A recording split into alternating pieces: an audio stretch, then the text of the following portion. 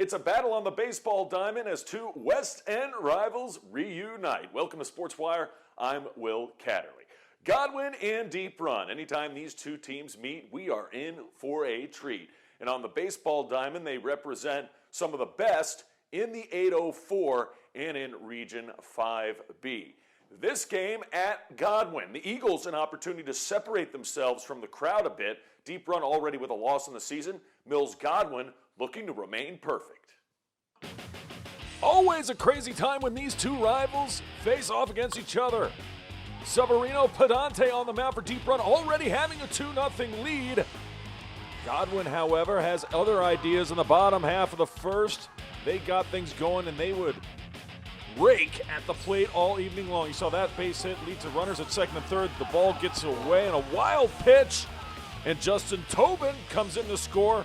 Godwin now down 2-1. Still in the first. We've got a long way to go in this inning. That ball is blasted to left by Ashur Karahar. And it is now 2-2 on the RBI single. That would lead to this. Pedante trying to get out of trouble. He gets Chance Muir swinging on the high cheese, high fastball, but still, bottom one. Bases full, loaded, a gaggle of Eagles, if you will. On the base pass, what does Pedante do? Well, he gets the strikeout for the second out of the inning of Jackson York, but two-out hitting was paramount for Godwin, and Garrett Mason, base hit up the middle, one run already in. Here comes the other to the plate. He is safe at home.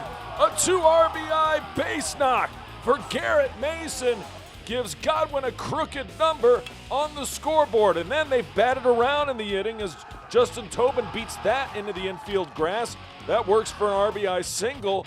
Godwin comes up with a 5 spot in the first to have a 3-run lead over their down-the-street rivals. Top two, trying to pull a Willie Mays Hayes from first, trying to steal second as Deep Run.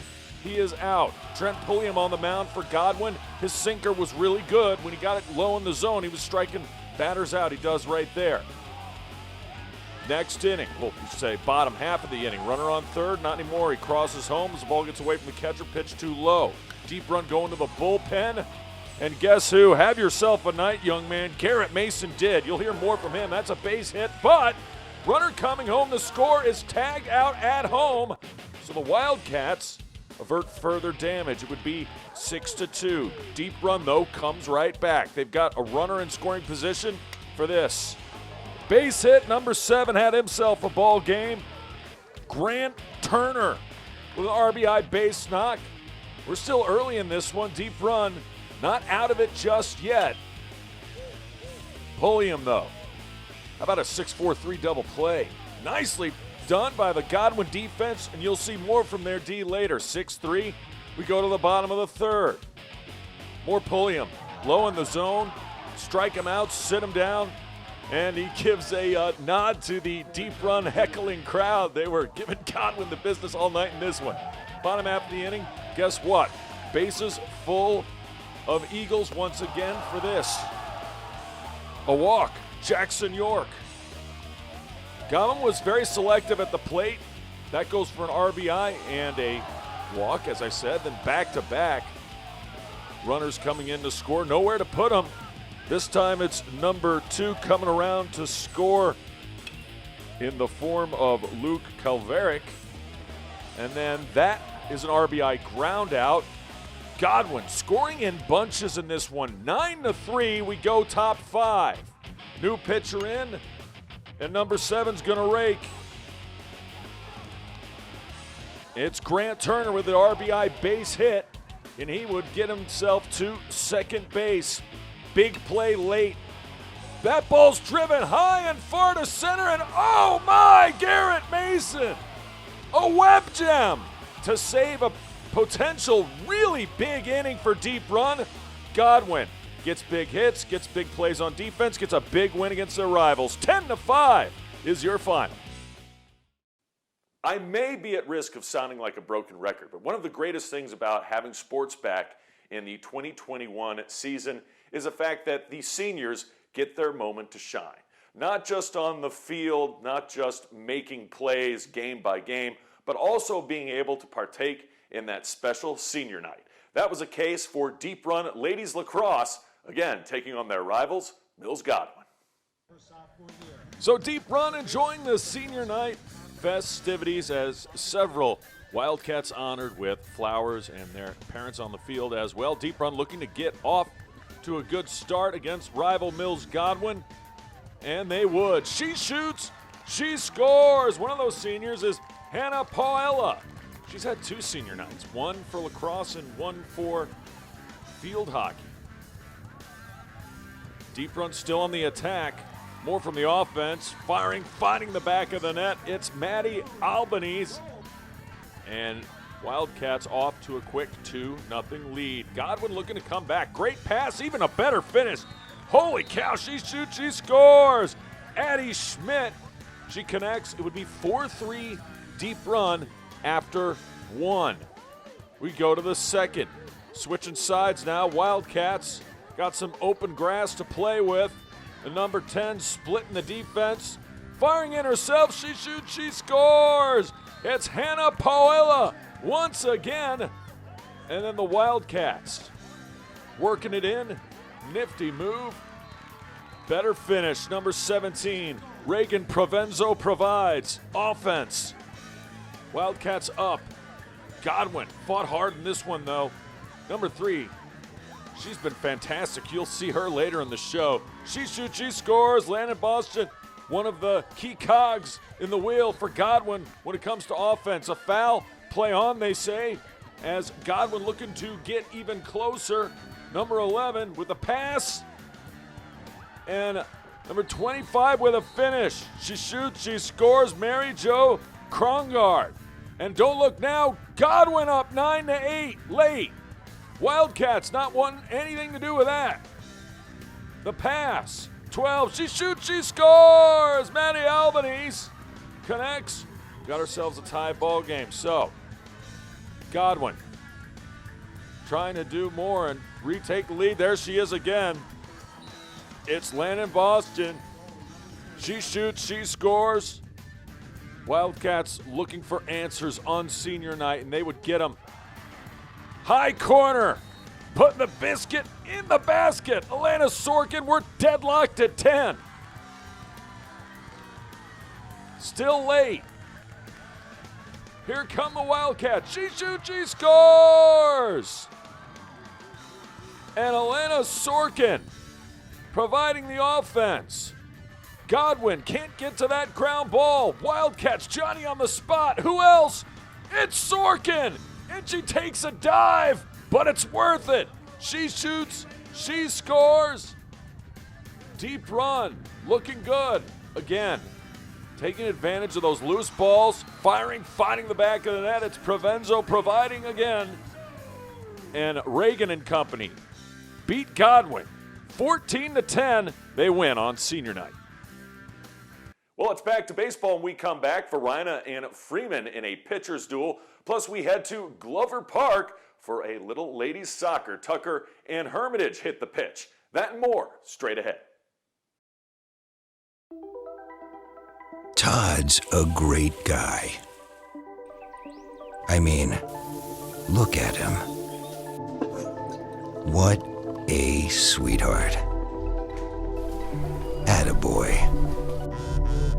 Wait, Todd, what are you doing? How totally selfish and un-Todd-like of you. Come on, Todd. Come on, man. Welcome back to the show. You know, in many ways, baseball is a lot like life.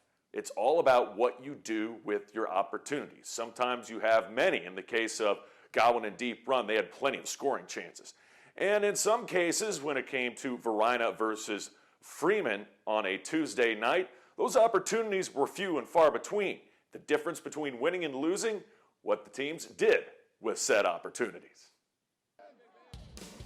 And there would be a lot of opportunities in this one as the Mavericks getting ready to take on Varina. Already up 1-0. We go to the second inning.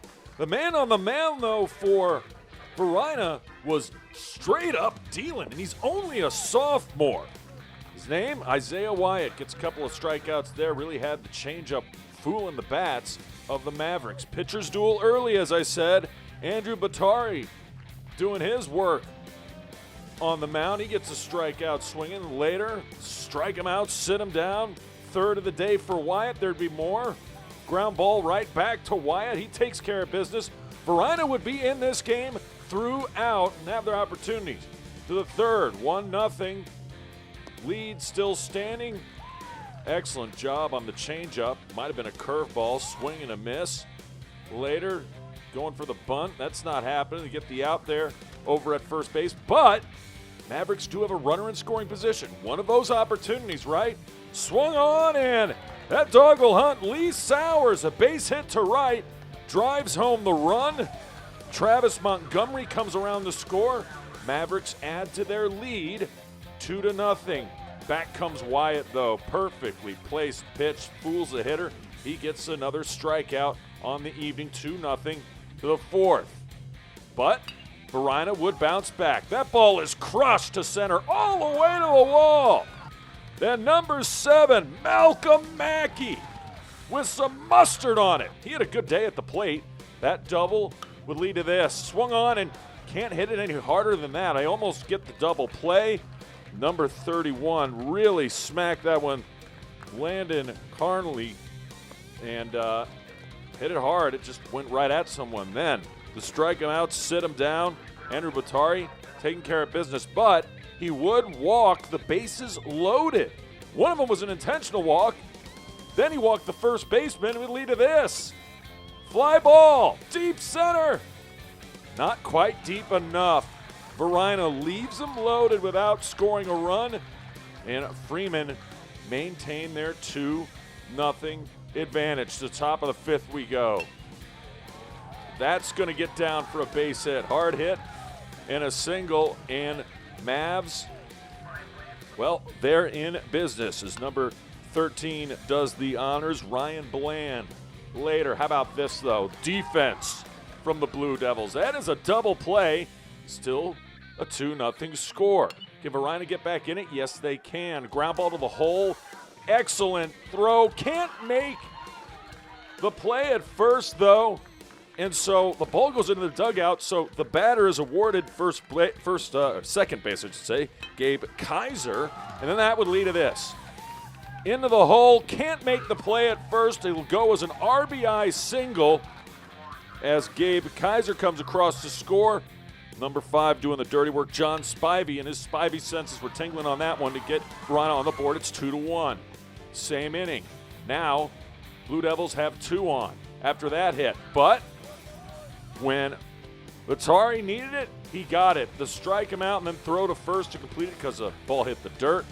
He would get out of danger. Minimum damage. 2-1, though. Anybody's game. Still plenty of baseball to play.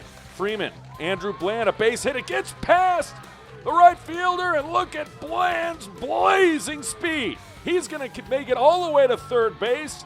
So a single and a 2-base error, and the Mavericks take advantage of their opportunities. Yes, there's a theme to these highlights. Number 37, knocking it in. Travis Montgomery. It's not a base hit, but it goes as a sac fly. Deep shot to center, and that increases Freeman's lead. They get that run back that they gave up.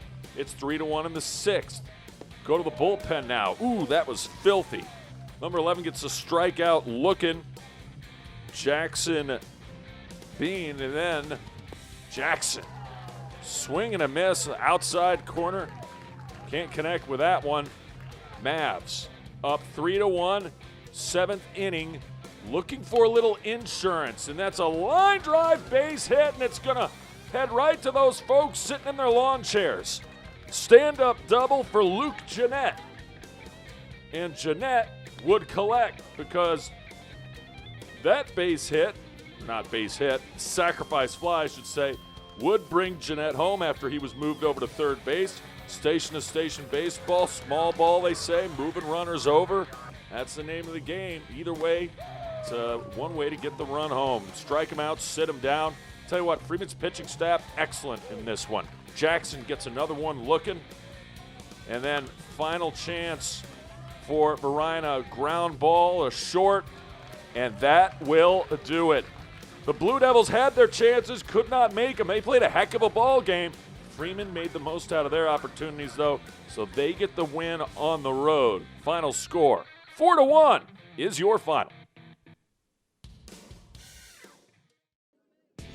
Well, to ladies soccer we go. Glover Park is the site where Tucker would take on Hermitage as the home team. Of course, Tucker under construction this season, so a lot of their home matches in spring are taking place at Glover Park, and this would be no different. Early on, Tucker with the offensive advantage early and often.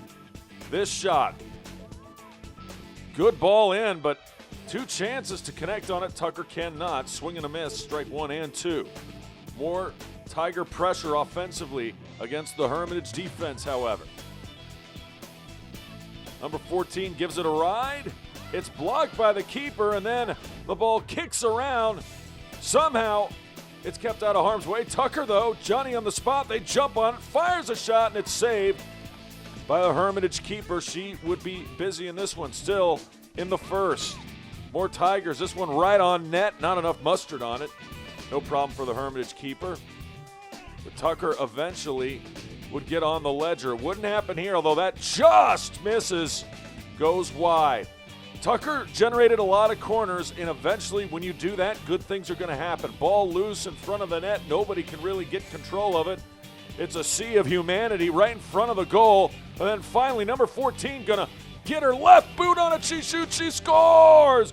Goal! And the Tigers. Tucker takes a 1-0 lead. Hermitage later in the first half with a chance. Check out number 5. She's got some moves. Takes a defender to school. Makes a nice move there. Great crossing pass. Problem is, nobody home. That would be cleared and away without danger. Meanwhile, Tigers threaten for a 2-goal lead. Great defense here. The defender knocks it away from the goaler. That would have been a surefire score. Tucker, that 1 goal, though, they let it stand up. 1-0 is your final. We have plenty of action to get to when we come back, including girls lacrosse and ladies tennis as well. Plus, Mills Godwin has a brand new football coach. Let's meet him straight ahead. Now for another 2-minute history report.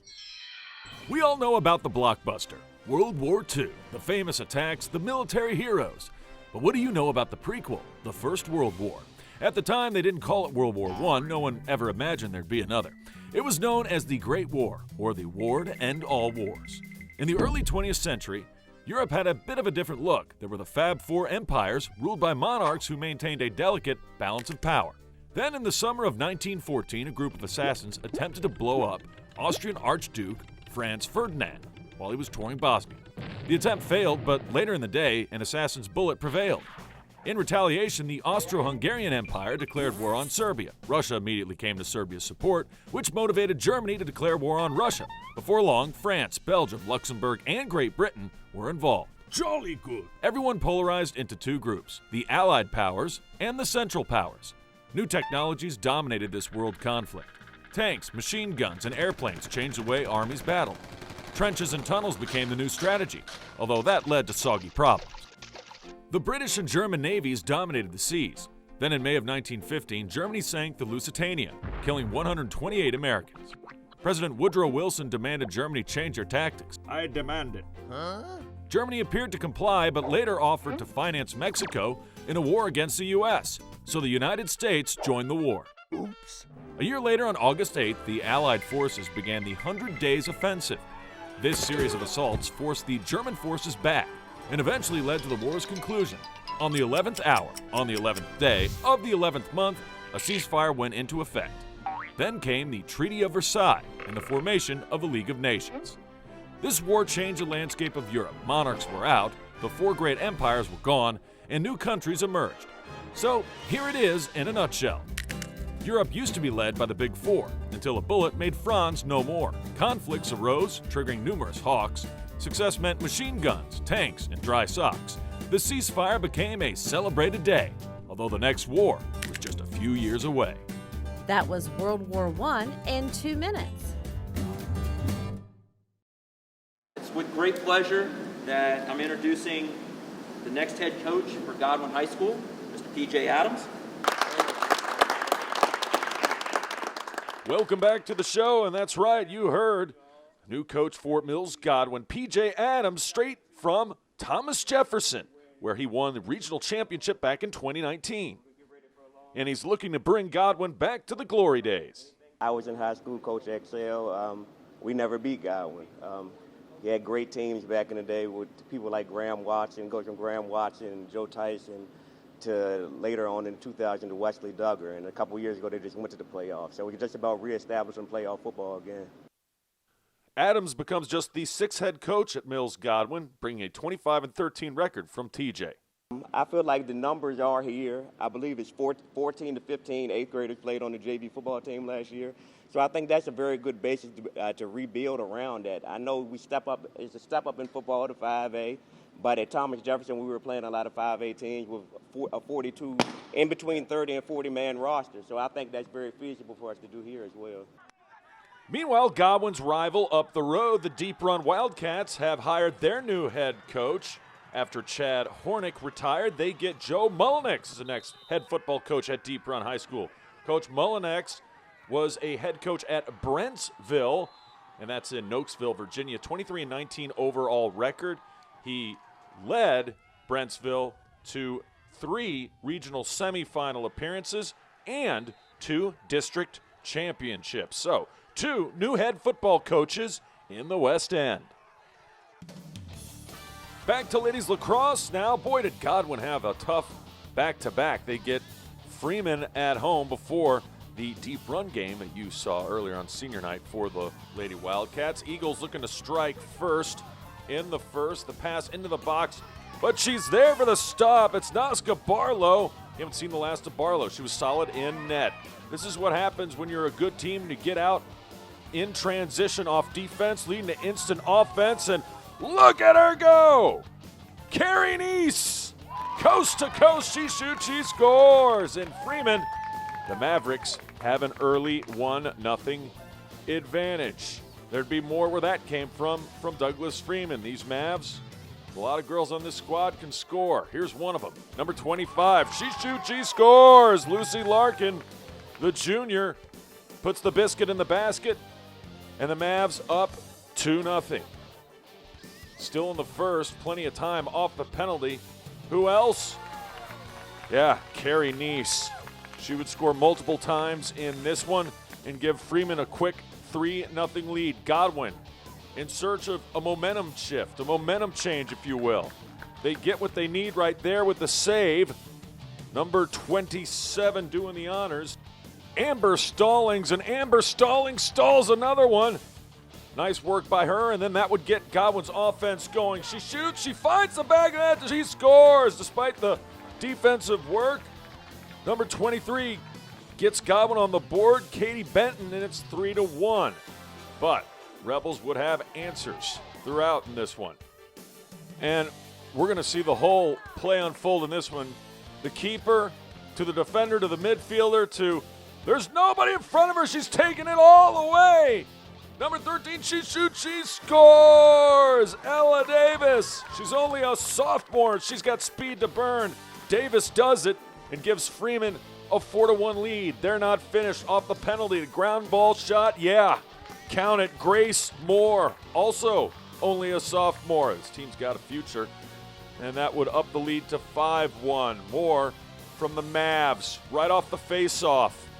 It's Neese, Carey, this time facilitating. She drops a dime, she shoots, she scores. That's Claire D'Souza, also a junior, 6'1", Freeman, 3:49 to go in the first. Could Godwin get back in this one? Yes, they could. Number 3's got some tricky moves, nicely done. She shoots, she scores, and Landon Boston, the senior midfielder, gets Godwin a little bit closer. But once again, the Mavs have answers. This time, it's Bridget Wilson, and it's 7-2 at the end of the first half. Second half, watch number 17. She shoots, she scores. Grace Moore coming across the middle of your screen there, the recipient of the pass, and she puts it in the back of the net, and then finding again, there she is, Carrie Neese, one of the captains. She shoots, she scores, she's a senior, All Freeman, one more Nice, you got her. Blisters it in the back of the net. Freeman taking care of business on the road at Godwin, up 11-2 at this point, still 14:29 to go. Meanwhile, more defense and more great goalkeeping by Naska Barlow. She'll be missed next year. She's a senior. And then Barlow again having to work hard on this one, but can't get to that one. She shoots, she scores. Landon Boston again for Mills Godwin, but it was too little too late as Freeman gets a victory on the road. 14-4 is your final. Time for a little bonus tennis action, if you will. It's Freeman and Glen Allen. We got some action from the number ones and number twos in this match, and the number ones were great. Cindy G for Douglas Freeman in the far court taking on Gravina Singh of Glen Allen. First set action and a long volley, and early on it was just unforced errors on both sides. That shot goes out. Point goes to G of Freeman. Later, switching sides now. G. That ball is hit out. Advantage Singh. This time it's G on the serve. And this would be one of the longest rallies of the afternoon and a terrific point as well. Strong hit by G. Singh not phased. And then the lob shot. Going to lead to a longer volley. And then finally, the ball goes into the net. Point Singh. Singh would win the first set 6-0 as they switch sides once again. Check this one out. Back and forth they go. Try to hit one down the line. And as I said, 6-0 was the score for Z over Singh. And then finally, the point taken. We go midway through on this one as Glen Allen wins 6-0 and looking for the second, and they would get it. Singh 6-0, 6-4, as that is a winner-winner chicken dinner down the line. Glen Allen wins at number one. At number two, Isabella Hevron for Freeman in the front court taking on Anaya Burgo for Glen Allen. And this would be advantage Hevron in a 6-3 win in the opening set. Freeman looking for a win at number two, losing at one. And usually in matches like this, you've got 6 singles matches and 3 doubles matches. That point goes Hevron's way. You got to win one of the top 2 to really have a good chance of winning. That time, overpowering was Burgo for Glen Allen. In the end, too much Hevron and too much Freeman. Hevron gets the win 6-3, 6-3. Freeman gets the win overall in this match 6-3, your final. Remember, if you have questions or comments about the show, just send me an email to this address. It's sportswire@henrico.k12.va.us. And you can always follow us on Twitter. I can't wait to see you next time on Sportswire.